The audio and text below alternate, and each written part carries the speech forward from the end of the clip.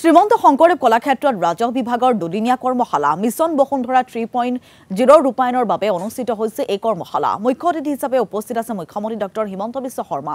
কৰ্মশালাত উপস্থিত আছে প্ৰতিখন জিলাৰ আয়ুক্ত, অতিৰিক্ত আয়ুক্ত আৰু ৰাজহ চক্ৰ বিষয়াসকল। জিলা পৰ্যায়ত থকা সমস্যাসমূহ কৰ্মশালাত উত্থাপন কৰিছে জিলা আয়ুক্তসকলে। আমি পোনে পোনে আপোনালোকক লৈ গৈছো কলাক্ষেত্ৰলৈ। আৰু দুইৰ সময়ত আমি সক্ষম হৈছিলো।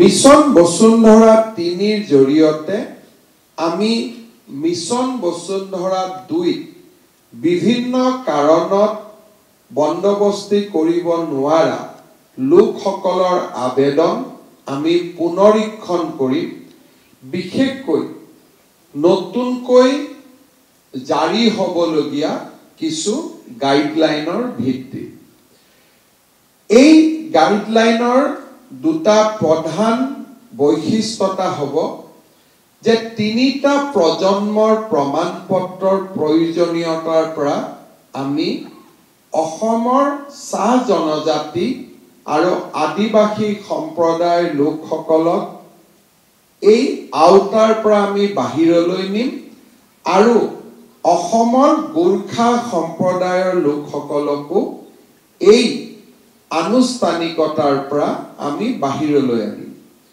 ইয়াৰ ভিতৰতে লখিমপুৰ তিৰাপ এই ধৰণৰ ট্ৰাইবেল বেল্ট এণ্ড ব্লকত আমি অসমৰ খিলঞ্জীয়া 6টা জনগোষ্ঠী আৰু গোৰ্খা সম্প্ৰদায়ৰ লোকক আমি প্ৰটেক্টেড ক্লাছলৈ এই সময়ছোৱাৰ ভিতৰতে আমি ঘোষণা কৰিম। ইয়াৰ ফলত মাৰ্ঘেৰিটা লখিমপুৰ আদি যথেষ্ট খিলঞ্জীয়া লোক এই সিদ্ধান্তৰ পৰা উপকৃত হ'ব।